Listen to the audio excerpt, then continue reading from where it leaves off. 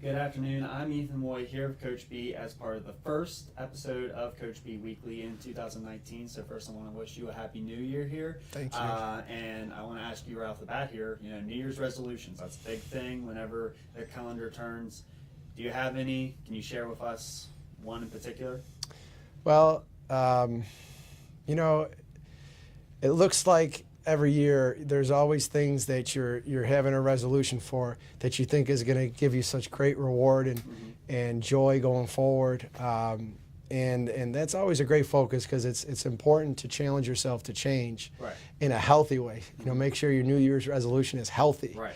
A lot of time it has to do with food or a bad habit that you feel like is unhealthy, physically. Yeah. I would say the biggest challenge is just continuing something that I've already started, but even challenging myself even more of just handling adversity really well with the team or anything in life that comes at me. I don't really have usually particular not eat chocolate or I don't. I always try to use my mentalities towards something that I'm thinking is a big picture. Right. And I'm always trying to teach the team how to handle adversity, how to handle losing, how to handle a moment where things can get real selfish and we can get real crazy, and then to work together and to keep our communication strong. Right. When things get crazy, a lot of times communication goes down. So as a coach, as a father, as a husband, that's really what I'm challenging myself for. If I would go into that world of saying ending something, I would probably say I got to cut out with the sweets. Okay.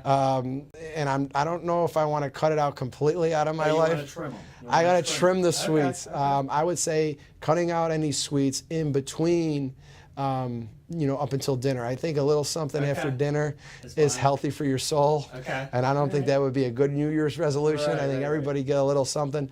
But I mean, cutting out any type of sweets or desserts or anything in the middle of the day, I think that would be something that I got to watch out for. I'm getting up there now, and I got to watch out for that because I can't just burn it off so easily. All right. So less sweets, not no sweets. Right. Less sweets. No sweets in the middle of the day. No sweets until after dinner. That's right. That's a great way to put it.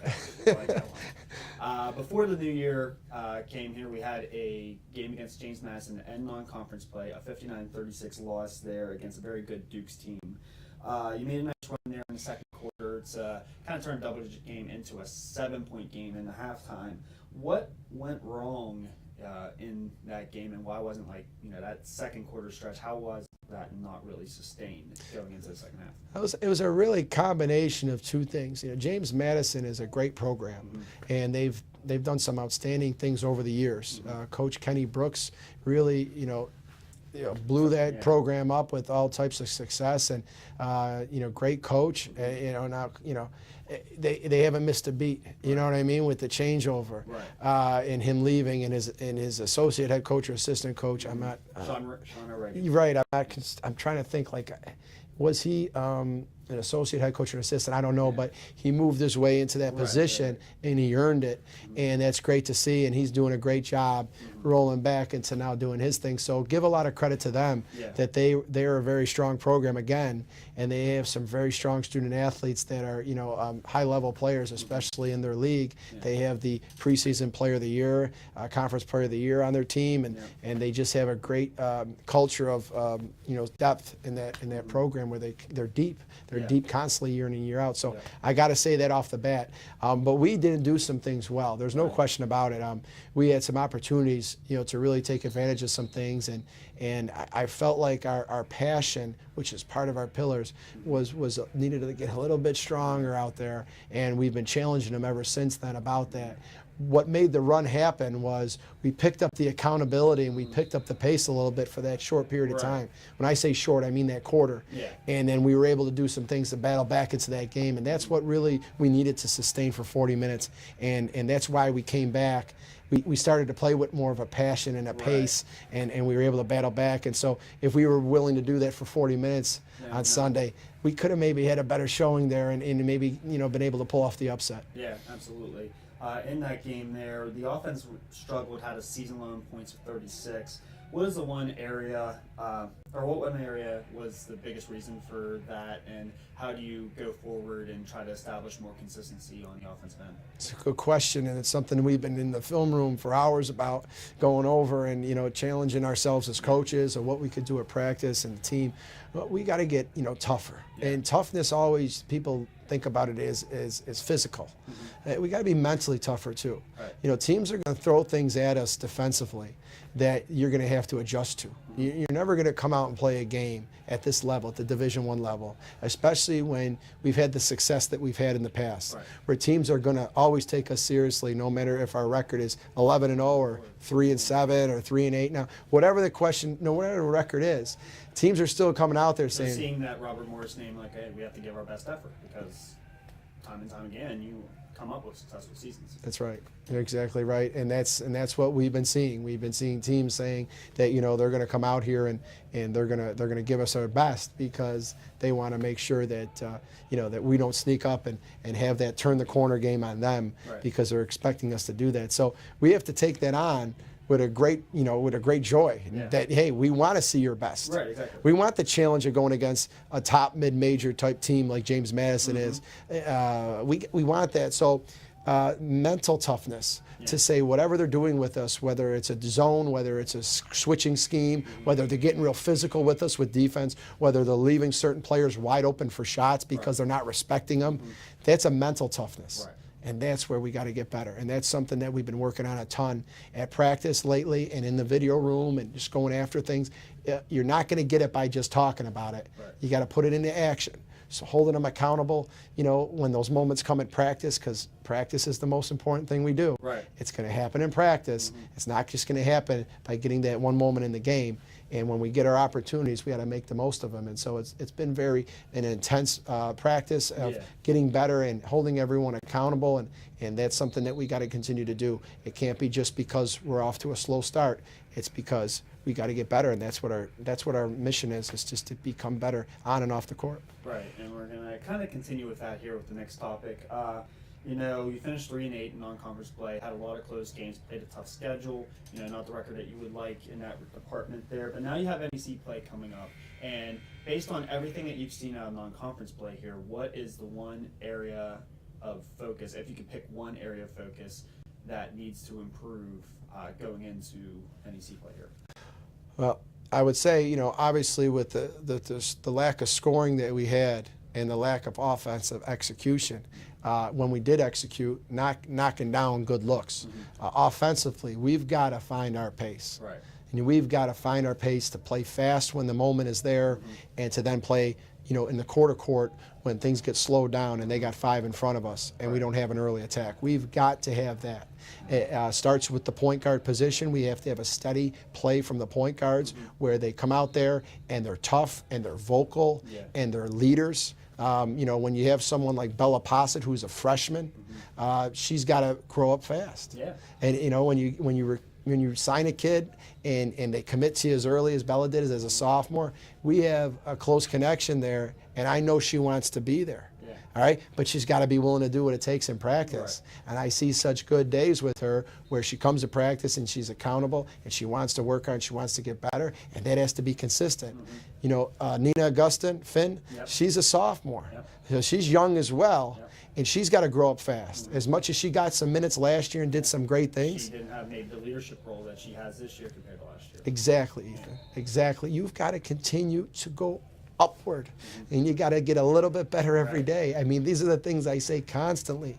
And when you do that, then you're giving yourself a chance to become a better leader. And so that's been a big challenge. As it starts at the point guard position, that we're going to be more vocal, we're going to have better practices, and it's going to really help and evolve our offense and our defense. And if we're going to put up more points and knock down open shots and play with a better pace, 1 through 5, and we go 1 through 5 all the way when it comes to the inside game, we're going to play with a better place and we're going to be tougher, and it's going to happen in practice. So that's the big area for focus, is toughness and really focusing on the offensive end of finding our pace and going up strong and quickening our releases, and it's just really finding our pace. Yeah.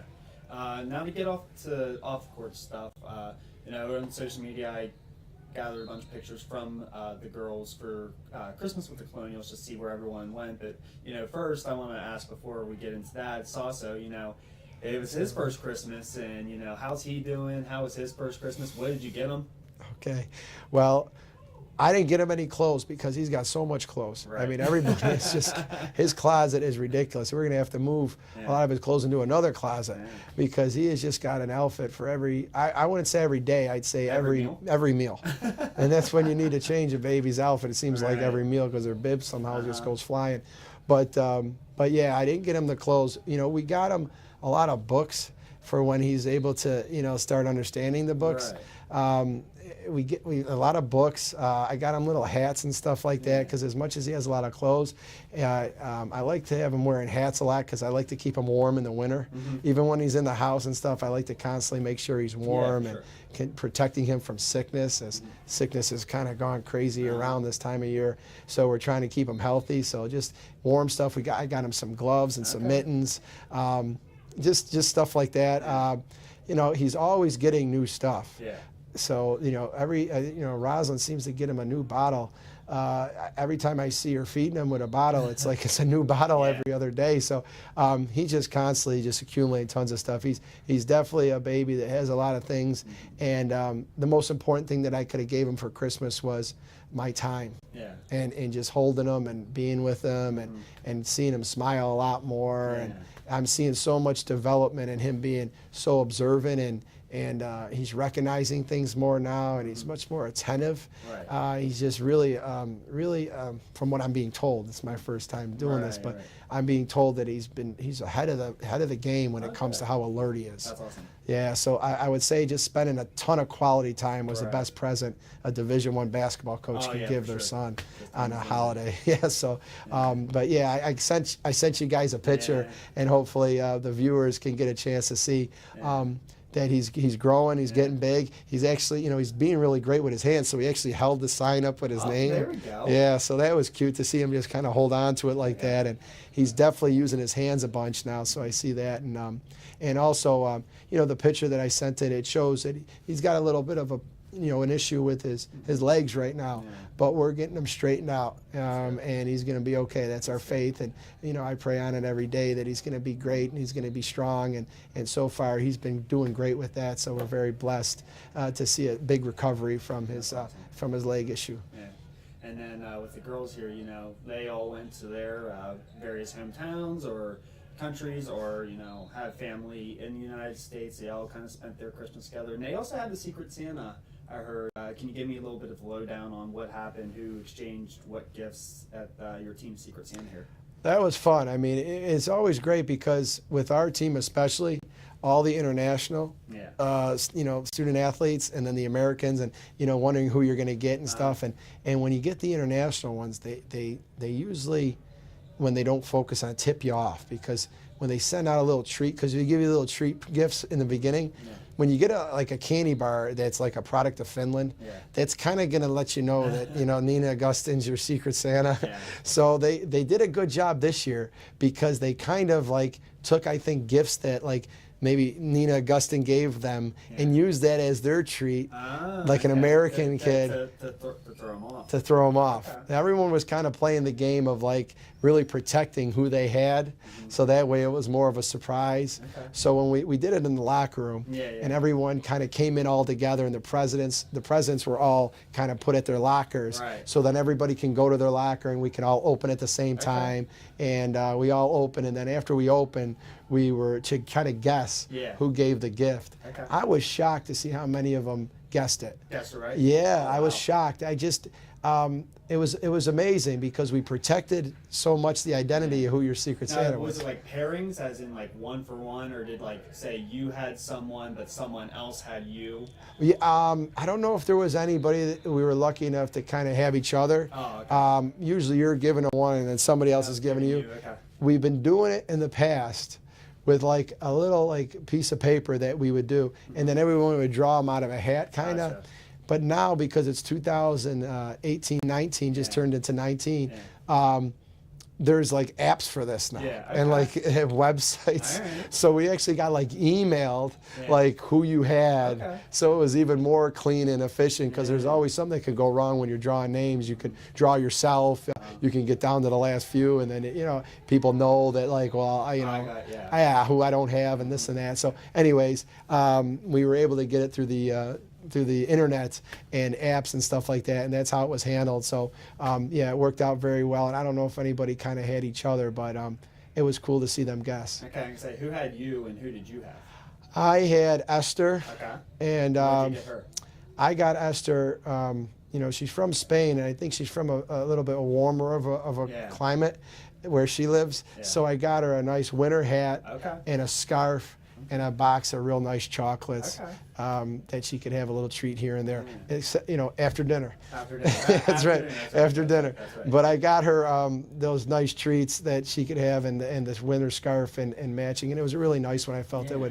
it would keep her warm when she's kind of on campus, kind of adjusting to maybe a little bit cooler of a winter. Yeah. And it's been great here. It was 60 degrees the I other know, day. right? We've had a mild winter, which is Yeah. great. So, but it's what you're used to and stuff. So that's what I was able to get her. And then Natalie Villaflor had me, Okay. and it was such a thoughtful gift. She got books again, Okay. books for Sasso. Oh, nice. So my present was for Yeah. Sasso, which Okay. I was completely Yeah, fine for with. sure. I'm really It was glad like, she like I did say, that. it's like your birthday when we were in California. Like, you got your birthday gifts, but they were really for sausage. Yeah, they weren't fitting me. that onesie was not Right. fitting me, that little colonial one. But I think that's great because I think they understand what I care about and what I'm about, and it's about giving. And the fact that I got a gift that I can give Sasso, that means the world to me. It's kind of a double great thing. Oh, for sure. And so when she gave me the books too, it was great. And I want to say that what she wrote inside one of them, Yeah. I'll always say forever now. And she wrote me a little note there, and it meant a lot to me. She really talked about how getting these books for Sasso, and they were books that she had as a child. Oh, really? Yeah, like books, not the actual originals that she Right, had, but but yeah, she the found scene them. books. Oh, She that's found awesome. some books that she had been written to her wrote to her as a kid, and her parents read them, and she enjoyed them, and now she wanted to pass along those books to me, and that was in that little note there. So a very thoughtful gift, and I appreciated the little note. So Yeah, for sure. That's awesome, by Natalie. Speaking of giving here, also on last Friday, you went to Children's Hospital. The team did to go, visit out there. How did that, break down that day and how that went, and again, just how important it is to continually give back, during a busy season. yeah, that was planned a while back, and we were trying to find a great date that everybody can go, and during the break, Right. class and all that isn't something that you have to concern yourself with Right. throwing someone out of their routine or making it crazy to get downtown and back. So it was at the Children's Hospital, which is downtown. It's a little bit of a commute, depending on the time, and we run around a time where, it gets a little busier. So Yeah. we had to make sure that we made a good effort to find the right route to get there and to get there on time. And it was really about being around some kids that had been banged up, and it was in like the orthopedic area where people had broken arms, and these kids were going to be fine. They were healing. They were getting great medical Yeah. treatment and care. But it was to be there with them to kind of brighten their day. As no kid likes to go to the hospital. Yeah. I mean, a lot of times when I was younger, I remember I dreaded those days. I didn't want to have any type of needles or pain or anything. And the fact that we were there to greet them and to hang out with them while they were waiting to be seen and stuff like that, I think that was the main goal, was to let them know that the hospital wasn't a place where people were gonna just kind of leave them off on their own and handle this on their own. We were going to be there to embrace this this time that they had to be in the hospital, and just kind of keep them busy and active, and see that there's a lot of joy going to the hospital, not just the pain that they might be going through. So it was great to have that and to get that set up. We appreciate the Children's Hospital for allowing us in, because believe me, these guys are really understanding the joy and going out there and putting that time in. You always think it's for the others, but it's for ourselves as well. Yeah. These things that we're doing like this, it brings a lot of permanent, healthy joy. Yeah, for sure. It makes you better people as well. Exactly. Got a question here from Jim. He asked, is there anything different in the preparation and routines between a non-conference game and an NEC one? There's no difference of preparation. We take every game very seriously. I mean, it's a great question because it's something I think that, viewers are wondering. A lot of people, they really get up for, I'm talking like fans and people that support team, they get up for the non-conference. Some are constantly telling me, they're just like exhibitions. They don't count. And the conference is where it really counts. If you really are someone that, is a servant to your team, you come to work every day, whatever game it is, and if you're a coach that's going to, do as our pillars are, we're going to come and bring it every game and have a same solid, healthy routine. So, we don't take anything else lightly, and we don't change routines unless the routine's broken. Right. It wouldn't be because it's conference. It would be because something's not working real well. Right. This team's not adjusting and responding. So we'll tweak some things. Yeah. And then we might adjust with that. And we're doing that throughout the season, not just because it's conference time now. So there is no change in routine. The difference is that we could even be more routine driven now because we play on set days. Yeah. In our league, and it's not like this in all leagues. Right. So you got the Saturday, Monday split every weekend. And then we have those rare moments where we only have a Saturday one of the weekends because we have that one Monday off. Yeah, that February 2nd. And then the last game we have on like a Thursday. Right. So the bulk though of it, 90% of it is Saturday, Monday. And so now we can have a routine of what a Monday, a Tuesday, a Wednesday, a Thursday, a Friday, a Saturday. We have a routine of what those days are supposed to be for us. It helps us as coaches. It helps them as players only if we embrace it. Right, sure. And we come to work every day. We don't get stuck in a routine that we get lazy and we just think the routine's going to do it for us.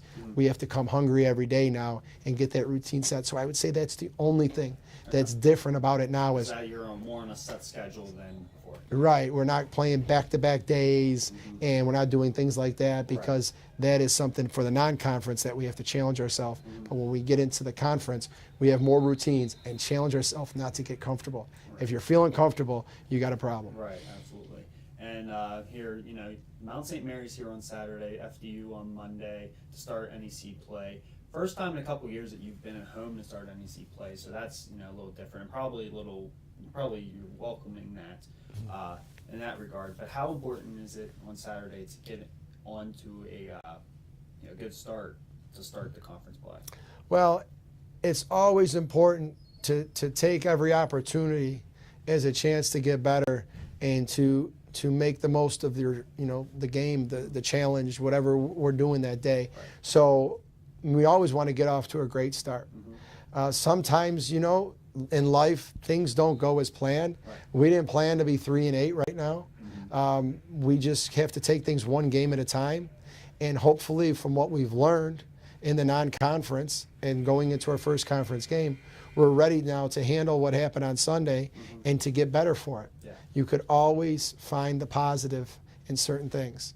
When you have a moment of where you have a tough loss like we did on several occasions during the non-conference, starting off right with the first game. Right, exactly. Right with the first game, we had a really tough way to lose. How did we handle that, and how do we go forward with it? Do we learn from it? Constantly at practice, I'm reflecting on moments that we've had and challenging them, saying, there's that moment again in practice, and we have to be able now to handle it better.